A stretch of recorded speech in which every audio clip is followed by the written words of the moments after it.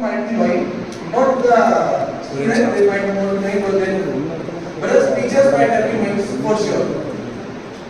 Which material is a bad conductor of electricity but a good conductor of heat or temperature?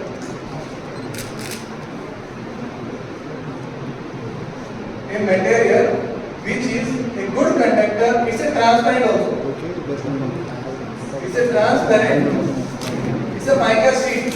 You might have seen in the older iron, there used to be a sheet, mica sheet, which is transparent, electrically insulated because it is not going to pass the charge from top to bottom so that you won't have any shock. At the same time, it is transmitting all the heat from one level to the other, but it's transparent. So, your transparent material also come into picture as for the topic for this session. The thing has to be transparent. Now, any conducting layer, as per your thinking, which is transparent. What are the conductors? Give me example of conductors. Conductors. This should be your answer. Conductors. Can you give example of two conductors?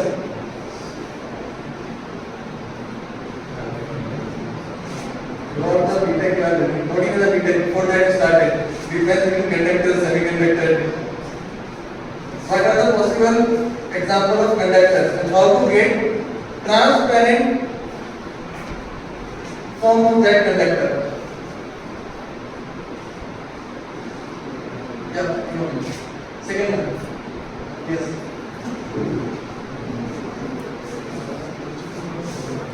Yes. Very good. Copper. Why are you trying for that? You are not wrong. You are perfectly correct. It could be platinum, it could be copper, it could be gold, it could be aluminum. There are number of materials available for conducting, but are they transparent? How to get them into the transparent material? That is one of the important part. Whenever you want to go for flexible, first of all you want to have the things to be flexible. The metal has to be flexible. The flexibility, if I take a thick slab, it won't be flexible. I need to get a thin layer. First and foremost, get flexibility. Second, it should not absorb the light which is in the that wavelength. So that will make it transparent. So these are the two things that has to be taken care. Now, metals that we are using for our circuit are they are having a thickness in micron level. For example, the human hair is normally having a thickness of 80 to 100 micron. This is the human hair thickness, and you have to go somewhere 10 to 20 nanometer. With that thickness, the conductivity will be there, but the transparency will be increasing. If it is now 0% transparent, where that thickness 90% of the base will be transferring to it, and you will get transparent. So for today's I will just saying two methods how to get thin things. Those two methods is applicable not only to metals, they are applicable to semiconductors also, and they are applicable to insulators also.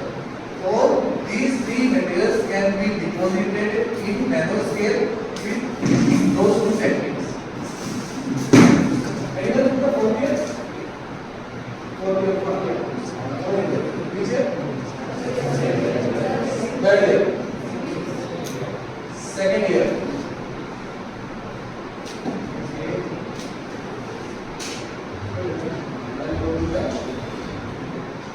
Okay, this is the reason I was just few points why we went to flexible from rigid or classical devices. These are the few points I don't want to explain. Is one can bend, the other can't bend.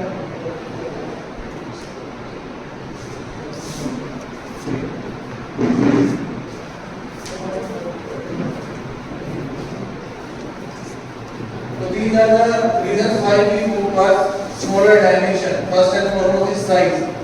Earlier, okay, I'll give an example. Last year or last year, your phone used to get emptied by battery within a day. By the end of the day, your battery used to get shrink. You require, whenever you go to someone else, you require charger for water. That was the similar going on till last year. But with the last year trend, within last 1 year, you might have seen that the phone used to last longer. It has increased from 1 day to 1.5 day. Any reason behind that? The battery is still the same. It is 5000 mAh or it is 4500. The battery is almost same, but the device size got decreased. Secondly, you know something MOSFET is there. Anything MOSFET? MOS FET is there. This is the brain of our electronic circuitry. Earlier the MOSFET was having a channel length. Channel length means the working distance was in the order of 14 nanometer or more than that. Technologies are going for 2 nanometer, 3 nanometer, those are a bit far away. But which are currently used? Last year it was 14 nanometer technology. So your battery was consumed by a distance of 14 nanometer to make it in the operative region or the thereby deposition. Any idea about it? The BTech second year? Any idea? Chemical vapor deposition, VLSI technology is there. Any idea? Just be frank, yes or no? No, very good. So there is one is CVD. I'll make explain what you should not wait now. One is CVD, chemical vapor deposition. So when the name comes to picture, there is something known as chemical which is coming to the definition. So some chemical reaction is going to take place. The other is sputtering. The other name of sputtering is physical vapor deposition. That means some physical mechanism is being taking place over there. So these are the two methods through which we can have the thin film deposition. Then we have the biggest of words and find in the internet also. But actually, how do they work? What are the mechanism of that? First, I go with the sputtering or the physical vapor deposition. The logo is still there. They are spoken PhD now. This is the instrument that I was studying. Now, these outer boundaries treat this as a room. Okay. Whenever you want to deposit thin film, there has to be less contamination. Now, inside the room, there could be some ions, there could be some impurities which are maybe floating in the air. So, first of all, first and foremost, requirement is to get rid of those impurities. How we can get rid of those impurities? I can't pull them and throw out of the room. There should be some mechanism. The mechanism is vacuum pump. In normal atmospheric pressure used to be 764. So first and foremost we can be vacuum pump. Once the pump starts working, the pressure inside the room starts decreasing. It cannot go to zero. It will be decreasing means then power is will get reduced. Now my thing is 762, it will move to the order of 10 power 6. Now, most of the impurity is outside this chamber. Practically, I am taking this as my chamber, but in this chamber, the same I am trying to replicate it. So, you have got most of the impurities removed from the chamber. Now, if everything is removed, now sputtering has to take it. Sputtering is something like that. Physical mechanism is there. There is no reaction. If there is a mud on the road, and you are standing on the right side of the road, and I will hit one brick on the road, mud, what is going to happen? You are going to have mud on your clothes. If you are on the back side of it. That is simple sputtering. If you can understand that logic, you can understand sputtering. You have to hit something. If you are hitting somewhere, then energy, the momentum is transferred to the mud. And the momentum that is gained by the mud will force the mud to come out of that portion and get deposited on the person in front of that mud. So in that case, you are depositing a thin film of mud on that person. Now same thing we are going to replicate over here. So you want some brick things to be there. How to get that brick thing in our system? So it has to be reacting first point and it has to hit. So what I will be doing, we will be using some noble gases. In the last 22 years we have two noble gases. Argon, helium, those are noble gases. We can take help of them because they are not going to react. So we will be passing few amount of gas to MFC. and FC stands for mass flow controller. So I am using NFC. So because of NFC, because of this, the pressure will be again reduced from 10 power minus 6 to 10 power 3 minus 3. Now argon is charged or neutral in nature. It's neutral. So water potential when I apply, there will not be any impact on the argon. Now switch on the power. Now as I am switching the power, some of the argon has changed the color from Ar plus. What the logic behind that is, I have removed most of the things, but few things are left. What are those few things? Those few things are the straight electrons. And electrons, if you see over here, this is negative portion, this is ground. Electrons will move upwards or downwards, which is saying in the chamber. Electrons also, electrostatic also repulsion. They will be moving downwards. So because of motion, they will be getting sufficient kinetic energy. With that kinetic energy, they are going to hit the argon. So because of that argon, it is going to be argon ion. So these few argon ions came into the picture. So till now we are able to get argon ion from the argon.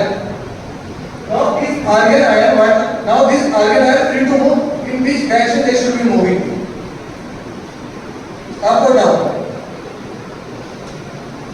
Up, because it's a positive charge and it's a negative charge. Electrons will be force of attraction, so they will be going upwards. Here is the target, like we give the example of copper. You put a copper over here, the iron will go and hit the copper. It is the same. The argon ion is behaving like the brick, and the copper will be mud in my case. And from there, atom by atom, molecule by molecule, the copper will be coming and depositing over here. In this case, I will be getting a thin monolayer of copper. It's not monolayer, but a thin layer of copper. The less is the thickness, the more is the transparent nature of the metal sheet or the metal layer.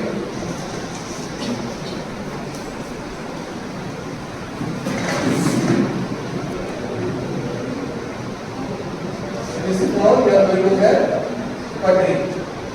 This thing is not only common for metal. These are used for any of the sensors. Now we are using the sensor basically has to change some medium. Either it could be resistance, it could be voltage, it could be current, it could be capacitance, whatever might be. The thing has to be deposited. So this is one of the methods used in industry currently to deposit thin film. The name is putty. I thought I was going to go now. The second one is used for the reaction. Now in this case, chemical vapor deposition. Something called chemical came into picture. Chemical reaction are taking place. Now there are two modes. Suppose you have a deodorant spray at the outside of the gate. Deodorant slider. Don't take this spray. You have a deodorant slider outside the room. One is from fog is there. One is from fog. The other is from other brand. You want to have a clean, which should have a combination of fog plus other brand, X or whatever might be. So what is going to happen? You will be supplying both the gases. The point one source, flux is the rate of incoming. The rate of flux from the main source inside the room. That is from the door to the inside the room. Inside the room, then these two will be reacting. At point 2 they will be reacting on themselves. And some byproduct will deposit on the floor. That is from point 2 to point 3. Point 4, in that floor itself, why it should stick there? Why not there? The coming molecule will get its energy stabilized. So that is point 4. Point 5 is any byproduct, so these are in vacuum. Any byproduct needs to have flow, has to get removed from the surface and bent away. This is your point number 5, 6, and 7. Go with this point.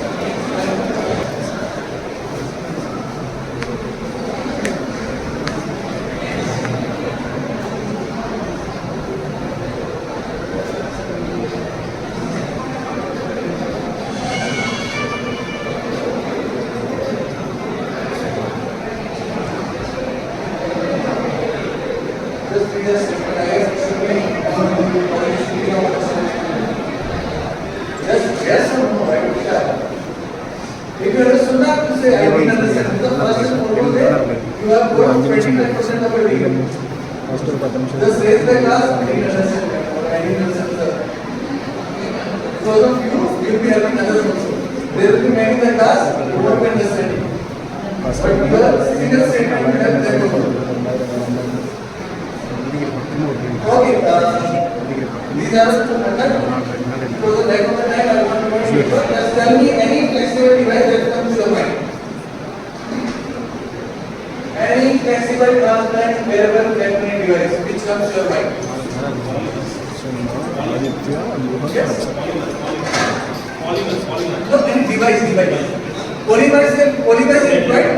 Is a material which has to be flexible and transparent at the same time. It should be sticking to your body. Any device which comes to your mind,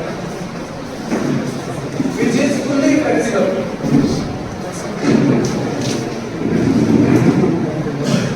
Anything.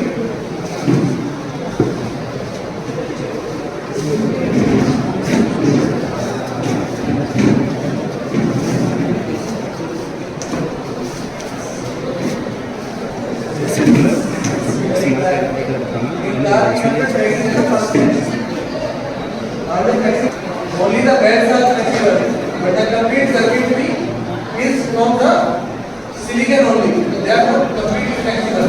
You get the example in flexible electronics, but they are made flexible only because of dimension, and you can wrap it across your environment. But there are few most of the devices which are available in the market are more completely flexible. Only a portion of them are flexible. You can go for a sugar monitoring, you have a patch. The patch is solid. Only the portion which is being attached to the body is flexible. So nowadays it's very limited device which has come to the market which are fully compatible elastic in nature or which are completely with two sides flexible electronics. Any transparent electronics might have followed. Transparent electronics. Okay. If the device has to be, if any sensor is there, it has to be operated. It requires some source of energy.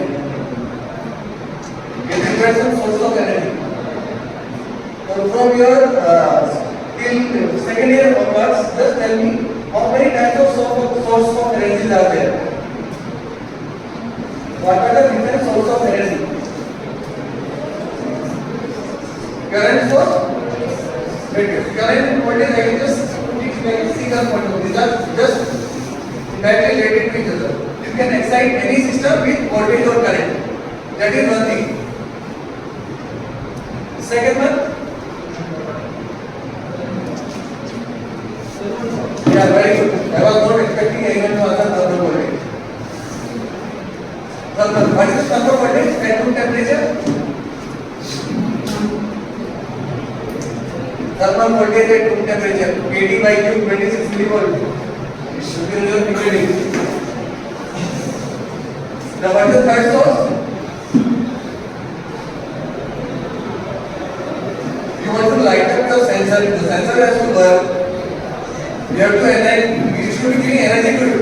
I got the two answers. One is the thermal, which I was not expecting. To be very true, you did it very correctly. The other is what is correct. What is the third one? Yeah, solar. Solar is the correct answer, but you can say the light source, the photons. Because it could be solar also, it could be something else also. The answer solar is correct. To be more precise, it has to be mono. Photon. PHOTON. So these are the three mode of energy. Now if the sensors are transparent, these also need to be transparent. So how many of you have seen till now any of the transparent solar cell or ever heard of transparent solar cell? So there are few solar cells which are still in the research area, but few are already commercialized. These are transparent solar cells. That is